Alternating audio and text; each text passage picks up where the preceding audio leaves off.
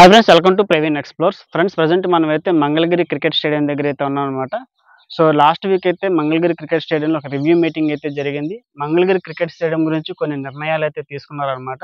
Mangalagiri cricket స్టేడియాన్ని ఇంకా అభివృద్ధి పరిచే విధంగా అయితే ప్రణాళికలు అయితే రూపొందిస్తున్నారు. సో ఈరోజు మన వీడియోలో ఏంటంటే మంగళగిరి స్టేడియం చుట్టుపక్కల పరిసరాలు ఏ విధంగా అయితే ఉన్నాయి, మంగళగిరి స్టేడియం దగ్గర వర్క్స్ ఏమైనా జరుగుతున్నాయా లేదా, సో రివ్యూ మీటింగ్లో మంగళగిరి స్టేడియంకి సంబంధించినటువంటి నిర్ణయాలు ఏం తీసుకున్నారు ఏదైతే మన వీడియోలో అయితే ఉండబోతుంది. వీడియో దయచేసి స్కిప్ చేయకుండా చివరి వరకు చూడండి. ఈ వీడియో నచ్చితే ఖచ్చితంగా లైక్ చేసి మీ ఫ్రెండ్స్ అందరికి కూడా షేర్ చేయండి.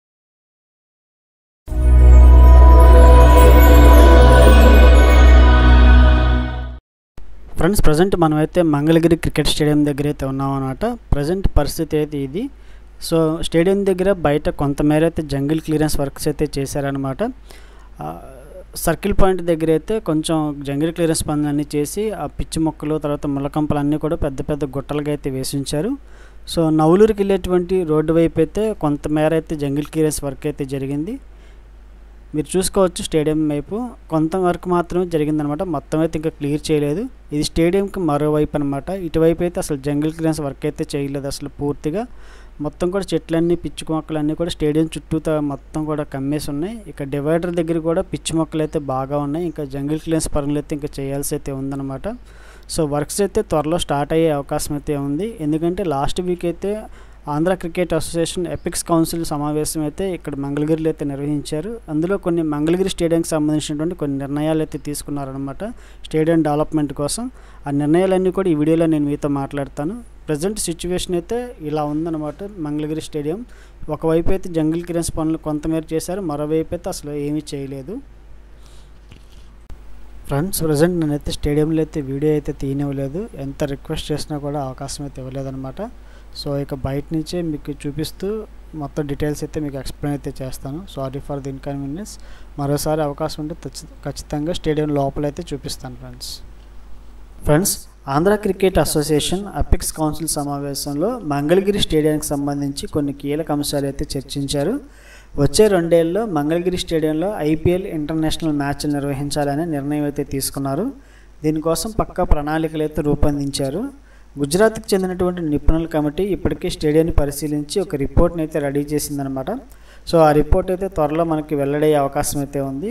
2014-19లోనే అప్పుడు టీడీపీ గవర్నమెంట్లోనే దాదాపు 90% పనులన్నీ కూడా కంప్లీట్ అయిపోయాయి అనమాట. గ్రౌండ్కి సంబంధించినటువంటి వర్క్స్ అన్నీ కూడా కంప్లీట్ అయిపోయినాయి.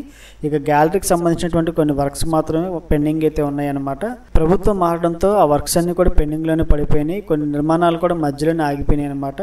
అంతేకాకుండా స్టేడియం చుట్టూతో కూడా జంగిల్ని తలపించేంత పిచ్చి మొక్కలు అయితే మొలిచిపోయినాయి. గత కాంట్రాక్టర్ నిర్లక్ష్యంతో వర్క్స్ అనేది అయితే చాలా స్లోగా అయితే జరిగినాయి. కేశినేని చిన్ని గారు ఆంధ్ర క్రికెట్ అసోసియేషన్ బాధ్యతలు తీసుకున్న తర్వాత 6 నెలల్లో స్టేడియం వర్క్స్ అయితే స్టార్ట్ చేస్తామని తెలిపారు. ఆ దిశగానే అడుగులు అయితే వేస్తున్నారనమాట. ఇక రివ్యూ మీటింగ్లో స్టేడియంకి సంబంధించినటువంటి పార్కింగ్ దగ్గర స్థల సమస్య అయితే ఉందని తెలిపారు. దానికోసం 35 ఎకరాలు అయితే కావాలని సిఆర్డీ అధికారులను అయితే కోరడం జరిగింది. వాళ్ళు కూడా సానుకూలంగా స్పందించారనమాట. ఆ స్థలం చూపించగానే ఇంకా వర్క్స్ అయితే స్టార్ట్ చేస్తారనమాట. స్టేడియంకి ప్రధాన సమస్య ఏంటంటే రహదారి సమస్య అనమాట. మంగళగిరి నుంచి స్టేడియంకి రావడానికి మధ్యలో మంగళగిరి రైల్వే గేట్ అయితే అడ్డుగా ఉంటుంది. సో అక్కడైతే 4 లైన్ల ఫ్లైఓవర్ ఒకటి నిర్మించాల్సి అయితే ఉందన్నమాట. కొంతమంది అభిప్రాయాలు తీసుకున్నారు. అంతేకాకుండా గ్రౌండ్ లెవెల్ రిపోర్ట్ కూడా ఇప్పటికే రెడీ అయింది. త్వరలో ఆ ఫ్లైఓవర్కి సంబంధించి టెండర్లు అయితే పిలవనున్నారనమాట. అంతేకాకుండా స్టేడియం దగ్గరలోనే విజయవాడ వెస్ట్ బైపాస్ అయితే వెళ్తుందన్నమాట. ఆ వెస్ట్ బైపాస్కి ఈ స్టేడియంకి వెళ్ళేటువంటి రోడ్స్ అన్నీ కూడా కనెక్టివిటీ అయితే చేయాలని ఉంది. సో దానికోసం కూడా టెండర్లను అయితే పిలిచే అవకాశం అయితే ఉందన్నమాట.